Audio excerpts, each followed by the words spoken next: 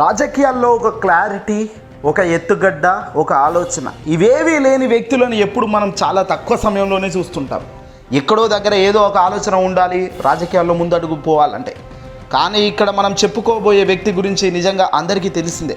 దేశానికి బ్రాండ్ అంబాసిడర్గా చెప్పుకునే పవన్ కళ్యాణ్ రాజకీయ అయోమయంలో నెంబర్ 1 పాత్ర సాధిస్తూ ముందుకెళ్తున్నారు. ఎంత అయోమయం అంటే ఇప్పుడు ఈ వీడియో మొత్తం చూస్తే మీరు మరోసారి నవ్వుకుంటారు. ఎన్నికలకు పట్టుమని 2 నెలలు కూడా లేదు. ఓవైపు అధికారపక్షం మార్పులు చేర్పులు చేసుకుంటూ అభివృద్ధి మంత్రంతో దూసుకుపోతోంది. మరోవైపు ప్రతిపక్ష తెలుగుదేశం పార్టీ కూడా జనాల్లోకి వెళ్లేందుకు సాయశక్తిలా కృషి చేస్తుంది. బీజేపీ సైతం వరుస భేటీలతో హడావుడైతే లేపుతోంది.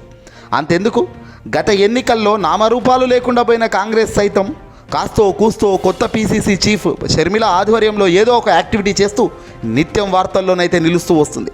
మరి 10 ఏళ్ళు పూర్తి చేసుకున్న పవన్ కళ్యాణ్ అసలు జనసేన సంగతి ఏంటి? ఎందుకు పార్టీ పెట్టాడు?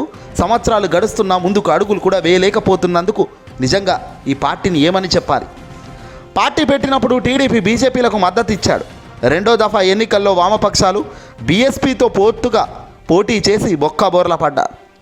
137 స్థానాల్లో పోటీ చేస్తే నెగ్గింది ఒక్కటంటే ఒక్క సీటు. పోనీ ఈ 5 ఏళ్లలో పార్టీని సంస్థాగతంగా బలపరుచుకుందేమైనా ఉందా? అది లేదు. అసలు వారాహి యాత్రను పవన్ ఎందుకు మొదలుపెట్టాడు? ఎందుకు ఆపాడు?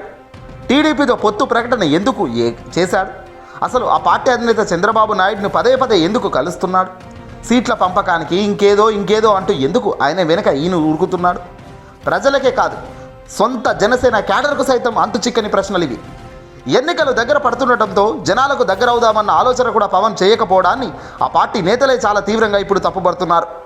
హెలికాప్టర్ ల్యాండింగ్కు అనుమతించలేదన్న ఒక్క సాకుతో భీమవరంలో జరగాల్సిన మీటింగ్ వాయిదా వేసుకోవడం పైన ఇప్పుడు ఇదే తరహాలో చర్చ కూడా నడుస్తుంది.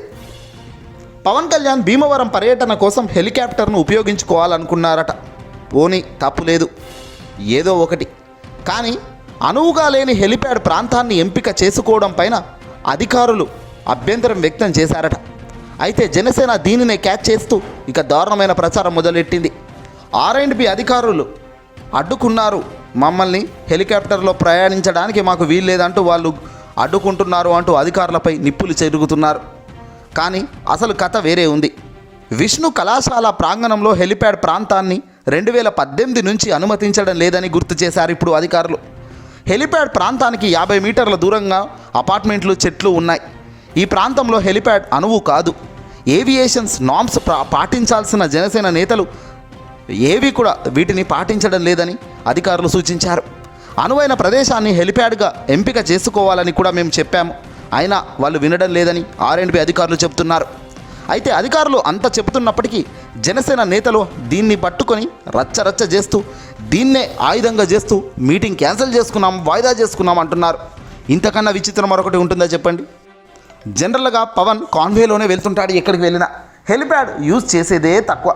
సరే పోనీ ఈసారి చేద్దాం అనుకుంటున్నాం. అనువైన ప్రాంతం చూసుకోవచ్చు కదా. ఇక ఏదో చెట్లు ఉన్నాయి, అపార్ట్మెంట్లు ఉన్న దగ్గర పోయి నేను ల్యాండింగ్ చేసుకుంటా అంటే ఎక్కడ పడితే అక్కడ అదే మన కారా ల్యాండ్ చేసుకోవడానికి? హెలిప్యాడ్కు కొన్ని రూల్స్ అండ్ నామ్స్ ఉంటాయి. ఏవియేషన్స్ ప్రాబ్లమ్స్ రాకుండా చర్యలు తీసుకుంటారు అధికారులు ఎప్పటికప్పుడు. మీరు చూసే ఉంటారు, ఏపీ ముఖ్యమంత్రి జగన్ అయినా, మాజీ ముఖ్యమంత్రి చంద్రబాబు అయినా, ఎవరైనా వీవీఐపీలు హెలిప్యాడ్లు దూరమైన ప్రాంతంలోనే దిగి వాళ్ళు కారులో సభా ప్రాంగణంలోకి వస్తారు. ఎక్కడ ఏవియేషన్స్ ప్రాబ్లమ్స్ రాకుండా చర్యలు తీసుకుంటారు.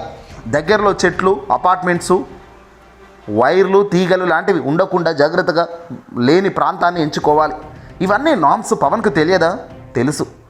భీమవరం పర్యటన కోసం పవన్ కళ్యాణ్ హెలికాప్టర్లోనే వెళ్ళాలా? రోడ్డు మార్గంలో తన కాన్వాయ్ గుండా వెళ్ళొచ్చు కదా. గతంలో పవన్ కళ్యాణ్ ఎన్నడూ ఇలా కారులో వెళ్ళింది లేదా? కేవలం హెలిప్యాడ్ అనుమతి నిరాకరణ కారణంతోనే పవన్ తన పర్యటన వాయిదా వేసుకున్నాడా? ఇది ఎంత సిల్లీగా చెప్తున్నారో చూడండి. కీలకమైన ఎన్నికల సమయంలో పవన్ కళ్యాణ్ తన పర్యటనను వాయిదా వేసుకోవడం, వెరిసి ఈ నిర్ణయం చెప్తూ వాయిదా పడింది అని చెప్పడం మరీ దారుణం. తాజాగా దీని వెనుక వేరే ఉద్దేశాలు, వేరే రహస్యం ఉందనేది ఇప్పుడు అంతా చర్చ నడుస్తోంది. ఢిల్లీ పర్యటనలో బీజేపీతో పొత్తులో భాగంగా చంద్రబాబుతో వెళ్ళిన పవన్ అక్కడ మీడియాకు ముభావంగా కనిపించాడు. మీడియాతో పెద్దగా మాట్లాడకుండా వెళ్ళిపోయాడు పవన్. ఇన్ని రోజులు గడిచిన ఢిల్లీ పరిణామాలపై ఇటు చంద్రబాబు కానీ అటు పవన్ కానీ మాట్లాడే సాహసం చేయలేకపోవడం దారుణం. ఎందుకు? సర్వసాధారణంగా ఢిల్లీకి వెళ్తే చెప్పిన గొప్పలు చెప్పి ఏదేదో దంచి కొడతారు వీళ్ళిద్దరు. కానీ ఇప్పుడు ఏమీ లేదు, మొత్తం తుస్. అనుకున్నది ఒక్కటి అయ్యింది మరొకటి. బీజేపీతో పొత్తు అనుకున్నారు, కానీ బీజేపీ కనీసం దగ్గరకు రానిచే పరిస్థితి లేదని గ్రహించిన చంద్రబాబు పవన్ దిక్కుతోచని పరిస్థితుల్లో నిలబడ్డారు. అభ్యర్థుల ప్రకటన సాగిస్తూ పోతున్నారే తప్ప అసలు క్లారిటీ లేదు, పొంతన లేదు. చూస్తుంటే ఎన్నికల దగ్గరికి వస్తున్నా ఇద్దరిలో నైరాశ విపరీతంగా కనబడుతుంది. ఇంతలోనే పవన్ భీమవరం పర్యటన ఖరారవ్వడం, దీంతో పవన్ మరోసారి అక్కడి నుంచి పోటీ చేస్తారంటూ ప్రచారం మొదలైంది. అయితే ఆ వెంటనే ఆ పర్యటన కూడా వాయిదా వేసుకోవడం, తిరిగి ఎప్పుడు నిర్వహిస్తారో కూడా జనసేన స్పష్టత ఇవ్వకపోవడంతో ఏదో జరిగిపోతుంది అన్న విశ్లేషణ ఇప్పుడు బలపడుతుంది. పవన్ ఎక్కడా క్లారిటీ లేదు. గడిచిన 5 ఏళ్ల నుంచి క్లారిటీ లేని ఈ పవన్కు రేపు రాబోయే రోజుల్లో పవన్ సీఎం అయితే కానీ లేదా అధికార పార్టీ వస్తే కానీ ఈయనకేమైనా క్లారిటీ ఉంటుందా? ఈయనకేమైనా చేయవచ్చా?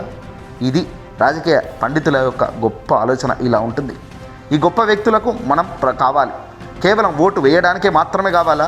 మా బతుకులు మార్చడానికి కూడా మీరు అవసరపడతారా? ఆలోచన చేయండి ప్రజలారా. జగన్ పేద ప్రజల గుండెల్లో చిరుస్థాయిగా నిలిపేలా వైఎస్ రాజశేఖర రెడ్డిని మించేలా పరిపాలన చేసి నిరూపించిన వ్యక్తి కోటేద్దామా? ఎప్పుడు ఎక్కడ గడిచిన 15 ఏళ్ల నుంచి పార్టీ పెట్టి నిరూపించుకోలేని పవన్ని, 40 ఏళ్ల చరిత్ర కలిగిన చంద్రబాబు ఇప్పటికీ మళ్ళీ వచ్చి కొత్తగా మాట్లాడుతున్న ఆయన్ను ఎందుకు నమ్మాలో ఆలోచన చేయండి. ఈ ఇద్దరిని కాకుండా జగన్కి ఎందుకు ఓటు వేయొద్దో ఆలోచన చేయండి. ఈ వీడియోని అసలు లైక్ కొట్టి షేర్ చేయండి.